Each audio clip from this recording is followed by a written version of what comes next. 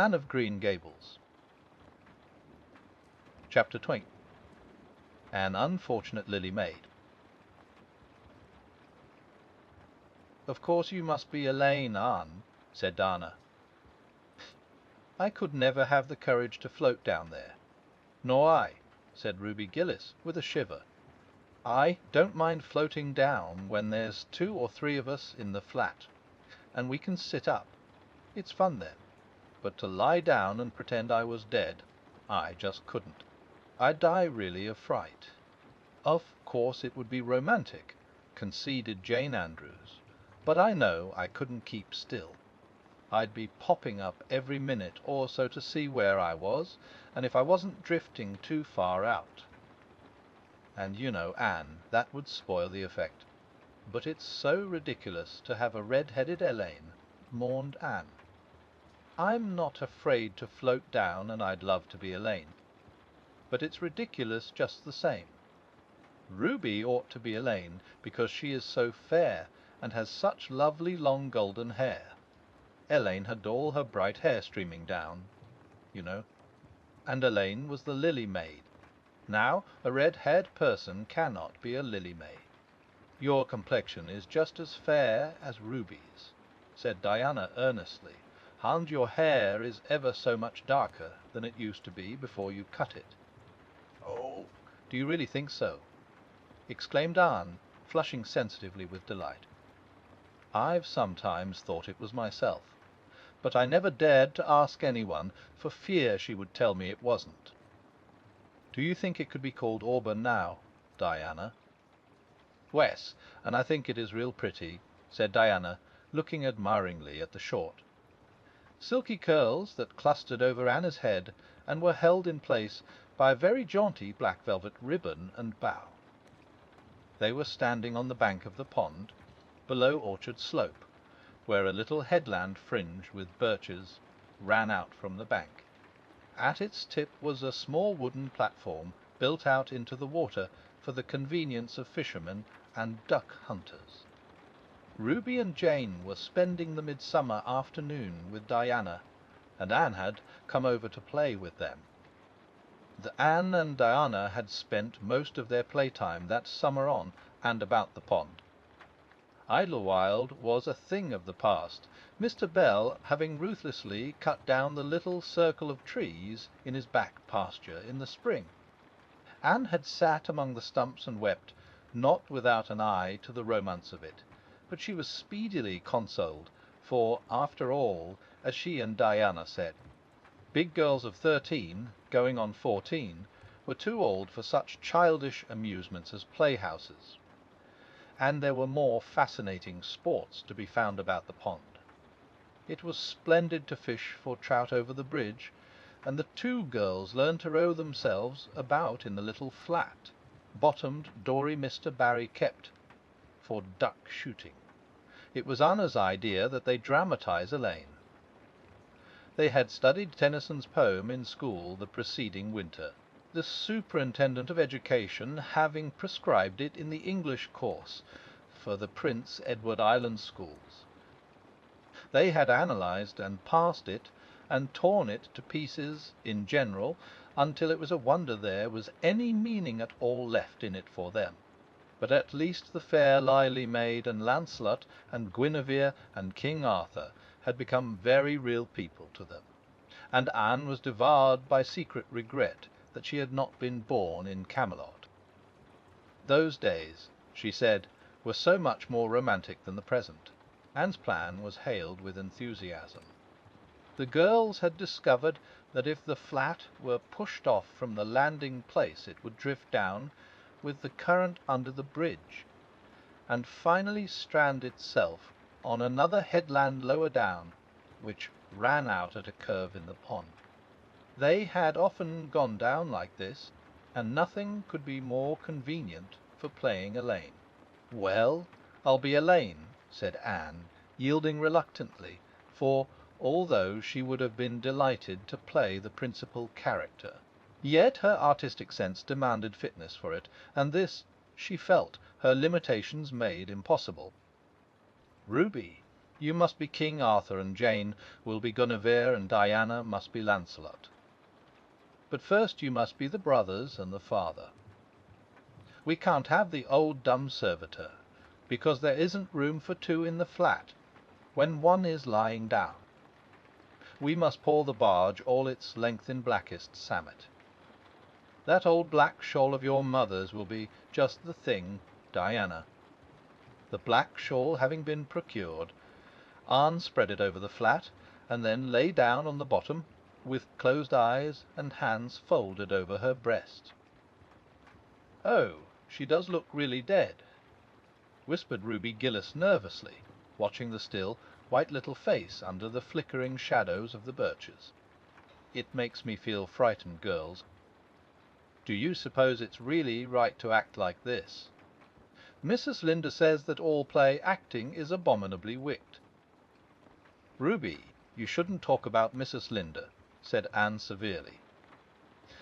"It spoils the effect, because this is hundreds of years before Mrs. Linder was born. Jane, you arrange this. It's silly for Elaine to be talking when she's dead." Jane rose to the occasion. Cloth of gold for coverlet there was none, but an old piano scarf of yellow Japanese crepe was an excellent substitute. A white lily was not obtainable just then, but the effect of a tall blue iris placed in one of Anne's folded hands was all that could be desired. "No, she's all ready," said Jane. "We must kiss her quiet brows, and Diana, you say, 'Sister, farewell forever,' and Ruby, you say, 'Farewell, sweet sister,' both of you as sorrowfully as you possibly can. Anne, for goodness' sake, smile a little. You know Elaine lay as though she smiled. That's better. Now push the flat off." The flat accordingly pushed off, scraping roughly over an old embedded stake in the process. Diana and Jane and Ruby only waited long enough to see it caught in the current and headed for the bridge before scampering up through the woods, across the road, there, and down to the lower headland where, as Lancelot and Guinevere and the king, they were to be in readiness to receive the Lily Maid. For a few minutes Anne, drifting slowly down, enjoyed the romance of her situation to the full. Then something happened not at all romantic. The flat began to leak. In a very few moments it was necessary for Elaine to scramble to her feet, pick up her cloth of gold coverlet and pall of blackest samite, and gaze blankly at a big crack in the bottom of her barge, through which the water was literally pouring. That sharp stake at the landing had torn off the strip of batting nailed on the flat. Anne did not know this, but it did not take her long to realize that she was in a dangerous plight. At this rate the flat would fill and sink long before it could drift to the lower headland. Where were the oars? Left behind at the landing. Anne gave one gasping little scream which nobody ever heard. She was white to the lips, but she did not lose her self-possession. There was one chance, just one. I was horribly frightened, she told Mrs. Allen the next day. And it seemed like years while the flat was drifting down to the bridge, and the water rising in it every moment. I prayed Mrs. Allen most earnestly, but I didn't shut my eyes to pray, or either, for I knew the only way God could save me was to let the flat float close enough to one of the bridge piles for me to climb up on it. You know the piles are just old tree trunks, and there are lots of knots and old branch stubs on them. It was proper to pray, but I had to do my part by watching out, and right well I knew it. I just said, "Dear God, please take the flat close to a pile, and I'll do the rest," over and over again. Under such circumstances you don't think much about making a flowery prayer, but mine was answered, for the flat bumped right into a pile for a minute, and I flung the scarf and the shawl over my shoulder and scrambled up on a big providential stub. And there I was, Mrs. Allen, clinging to that slippery old pile, with no way of getting up or down. It was a very unromantic position, but I didn't think about that at the time. You don't think much about romance when you have just escaped from a watery grave.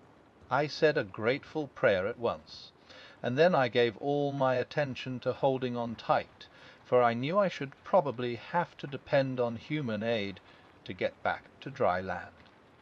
The flat drifted under the bridge, and then promptly sank in midstream. Ruby, Jane, and Diana, already awaiting it on the lower headland, saw it disappear before their very eyes, and had not a doubt but that Anne had gone down with it. For a moment they stood still, white as sheets, frozen with horror at the tragedy, then shrieking at the tops of their voices. They started on a frantic run-up through the woods, never pausing as they crossed the main road to glance the way of the bridge. Anne, clinging desperately to her precarious foothold, saw their flying forms and heard their shrieks. Help would soon come, but meanwhile her position was a very uncomfortable one. The minutes passed by, each seeming an hour to the unfortunate Lily Maid. Why didn't somebody come? Where had the girls gone? Suppose they had fainted, one and all. Suppose nobody ever came. Suppose she grew so tired and cramped that she could hold on no longer. Anne looked at the wicked green depths below her, wavering with long, oily shadows, and shivered. Her imagination began to suggest all manner of gruesome possibilities to her. Then, just as she thought she really could not endure the ache in her arms and wrists another moment, Gilbert Blythe came rowing under the bridge in Harmon Andrews's dory. Gilbert glanced up, and, much to his amazement, beheld a little white, scornful face looking down upon him with big, frightened, but also scornful grey eyes. "Anne Shirley, how on earth did you get there?" he exclaimed. Without waiting for an answer, he pulled close to the pile and extended his hand. There was no help for it. Anne, clinging to Gilbert Blythe's hand, scrambled down into the dory, where she sat, drabbled and furious, in the stern with her arms full of dripping shawl and wet crepe. It was certainly extremely difficult to be dignified under the circumstances. "What has happened, Anne?" asked Gilbert, taking up his oars. "We were playing Elaine," explained Anne frigidly, without even looking at her rescuer, "and I had to drift down to Camelot in the barge." "I mean the flat." "The flat began to leak, and I climbed out on the pile. The girls went for help. Will you be kind enough to row me to the landing?" Gilbert obligingly rowed to the landing, and Anne, disdaining assistance, sprang nimbly on shore. "I'm very much obliged to you," she said haughtily as she turned away. But Gilbert had also sprung from the boat, and now laid a detaining hand on her arm. "Anne," he said hurriedly, "look here. Can't we be good friends? I'm awfully sorry I made fun of your hair that time. I didn't mean to vex you, and I only meant it for a joke. Besides, it's so long ago. I think your hair is awfully pretty now. Honest, I do. Let's be friends." For a moment Anne hesitated. She had an odd, newly awakened consciousness under all her outraged dignity that the half-shy, half-eager expression in Gilbert's hazel eyes was something that was very good to see. Her heart gave a quick, queer little beat. But the bitterness of her old grievance promptly stiffened up her wavering determination. That scene of 2 years before flashed back into her recollection as vividly as if it had taken place yesterday. Gilbert had called her carrots, and had brought about her disgrace before the whole school. Her resentment, which to other and older people might be as laughable as its cause, was in no whit allayed and softened by time seemingly. She hated Gilbert Blythe. She would never forgive him. "No," she said coldly, "I shall never be friends with you, Gilbert Blythe, and I don't want to be." "All right." Gilbert sprang into his skiff with an angry colour in his cheeks. I'll never ask you to be friends again, Aunt Shirley. And I don't care either." He pulled away with swift, defiant strokes, and Anne went up the steep, ferny little path under the maples. She held her head very high, but she was conscious of an odd feeling of regret. She almost wished she had answered Gilbert differently. Of course, he had insulted her terribly, but still, altogether, Anne rather thought it would be a relief to sit down and have a good cry. She was really quite unstrung, for the reaction from her fright and cramped clinging was making itself felt. Halfway up the path she met Jane and Diana rushing back to the pond in a state narrowly removed from positive frenzy. They had found nobody at Orchard Slope, both Mr. and Mrs. Barry being away. Here Ruby Gillis had succumbed to hysterics, and was left to recover from them as best she might, while Jane and Diana flew through the haunted wood and across the brook to Green Gables. There they had found nobody either, for Marilla had gone to Carmody and Matthew was making hay in the back field. "Oh, Anne!" gasped Diana, fairly falling on the former's neck and weeping with relief and delight. "Go, Anne, we thought. You were drowned, and we felt like murderers because we had made you be. Elaine. And Ruby is in hysterics." "Oh, Anne, how did you escape?" "I climbed up on one of the piles," explained Anne warily, "and Gilbert Blythe came along in Mr. Andrews's dory and brought me to land." "Oh, Anne, how splendid of him!" "Why, it's so romantic," said Jane, finding breath enough for utterance at last. "Of course you'll speak to him after this." "Of course I won't," flashed Anne, with a momentary return of her old spirit. "And I don't want ever to hear the word romantic again, Jane Andrews. I'm awfully sorry you were so frightened. Girls, it is all my fault. I feel sure I was born under an unlucky star. Everything I do gets me or my dearest friends into a scrape. We've gone and lost your father's flat. Diana and I have a presentiment that we'll not be allowed to row on the pond any more." Anne's presentiment proved more trustworthy than presentiments are apt to do. Great was the consternation in the Barry and Cuthbert households when the events of the afternoon became known. "Will you ever have any sense, Anne?" groaned Marilla. "Oh, yes, I think I will, Marilla," returned Anne optimistically. A good cry, indulged in the grateful solitude of the east gable, had soothed her nerves and restored her to her wonted cheerfulness. "I think my prospects of becoming sensible are brighter now than ever." "I don't see how," said Marilla. "Well," explained Anne, "I've learned a new and valuable lesson today.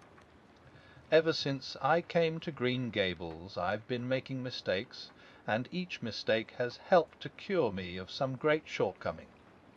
The affair of the amethyst brooch cured me of meddling with things that didn't belong to me. The haunted wood mistake cured me of letting my imagination run away with me. The liniment cake mistake cured me of carelessness in cooking. Dyeing my hair cured me of vanity. I never think about my hair and nose now, at least, very seldom. And today's mistake is going to cure me of being too romantic. I have come to the conclusion that it is no use trying to be romantic in Avonlea. It was probably easy enough in towered Camelot hundreds of years ago, but romance is not appreciated now. I feel quite sure that you will soon see a great improvement in me in this respect, Marilla." "I'm sure I hope so," said Marilla sceptically. But Matthew, who had been sitting mutely in his corner, laid a hand on Anne's shoulder when Marilla had gone out. "Don't give up all your romance, Anne," he whispered shyly. "A little of it is a good thing. Not too much, of course. But keep a little of it, Anne. Keep a little of it,